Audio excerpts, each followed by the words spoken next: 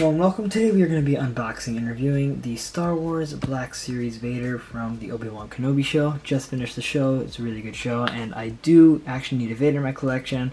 I was looking at a couple of the Black Series Vaders, and this one stood out to me because it was a pretty good price, and the design looks pretty nice. So we're going to be taking a quick review and unboxing here. So without further ado, let's get right into it.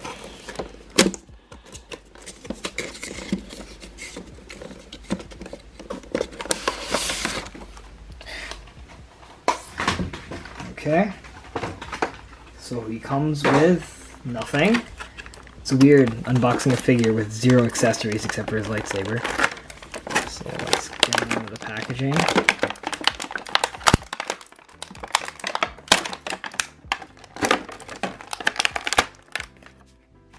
Okay, so that was tape on there. Alright, so let's get out his lightsaber. I guess we can take a look at that first before we look at the actual figure. Thankfully it's packaged in a way where it's not going to bend in the packaging. That would really suck. But overall, looks pretty nice. It's obviously removable. And I'm pretty sure you can attach it onto his belt. We'll try that out. And now for the figure itself. Let's get into the packaging here. I don't want to ruin the packaging.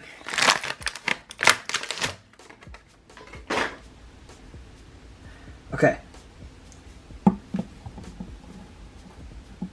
Getting him out of the box.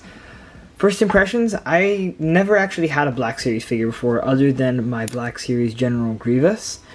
And this one feels much more quality almost. He's a very heavy figure. He's a lot heavier than I expected. I was expecting him to feel like light, almost like a model kit. But he's decently heavy. Huge cape. Let's move this back. Whoa. Putting a wire in this cape is what actually I'm going to do, and I think it's a really good idea. Definitely recommend doing that. What else is there on this figure? Kind of sucks that there's no interchangeable hands. I understand that it's only a $20 figure, but yeah. I mean, for the price point, for 20 bucks, it's not a half bad figure. So since we already have him out, I say we get into articulation here. So head articulation is non-existent. It's left and right. He's not looking up or down on you. Almost at all. Actually, I guess it's not really too bad. Moving on to the arm. Shoulder comes up all the way. Can go all the way around. Elbows hit like almost exactly, yeah, literally exactly 90 degrees. They can bend backwards. You can break his arm, sure. And the wrist articulation is not half bad. It's pretty good.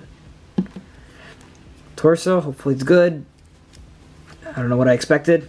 So this is him leaning forward. And that's him leaning back. Can you get some twist? Okay. Bryce said we can get some twist out of the waist. Should recommend being careful doing that because of the fabric here.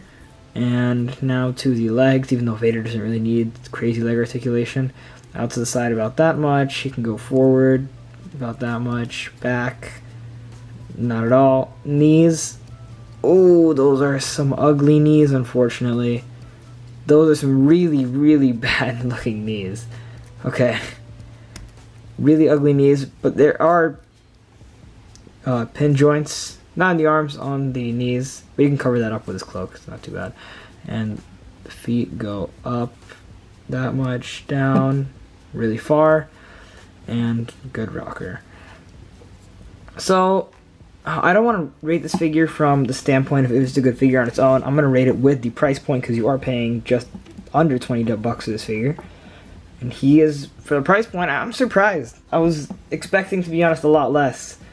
And from the two Black Series figures that I've had, put the lightsaber in the hand now. From the two Black Series figures I've had so far, it's a lot better. Definitely a lot better than I expected. This review is going to be like 5 minutes. Okay, let's try putting him in some poses, some of his signature poses. One where he like holds the, okay, yeah, his elbow articulation is really not there for that. Oh, the elbow swivel for the forearm swivel. So you can kind of get him in that pose where he's kind of holding his belt there. Guess we can try having him hold the lightsaber now. Don't want to break anything here, so Just gonna have to take them off camera. Okay, slides in kind of how you'd expect it to slide in. It's pretty normal, okay. Let's move the cape a bit here. Unfortunately, this bottom part's kind of loose here. You can move his legs out pretty easily. It's not too bad though.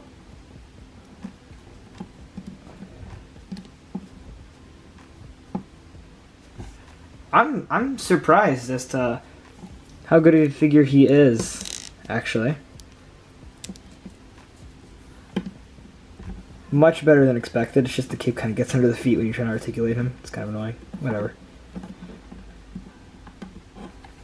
Overall, you know what? This is going to be such a short video. I think we might as well mod the cape with the wire in this video. So let's go do that. Sure, why not? Moving to the desk now. Now this is going to be done. I just kind of laid him face down and I grabbed a bunch of wire. I laid it around the outside of the cape. And we're just going to use some hot glue and we'll figure it out as we go. So far it is looking pretty good. All I'm really doing is just taking the wire and kind of putting it inside and then just layering the hot glue on top of it. And do that for the whole cape and we'll see how it eventually looks.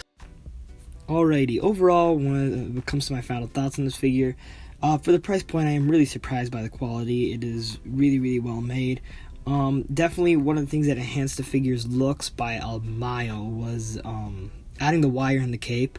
You're like really missing out if you don't do that. It just looks so much better. It like made it look like went from like a $17 figure all the way up to like a $50 figure. It looks way, way, way better. So definitely recommend doing that if you can. It's pretty cheap to get some wire. You can go to like your local craft store or whatever and probably get some. But yeah, overall I do love the figure. If you do like the Obi-Wan show and collect action figures, yeah, I definitely recommend it. It's definitely a good Darth Vader figure. Yeah, overall great figure, and thanks for watching, and I'll see you in the next one.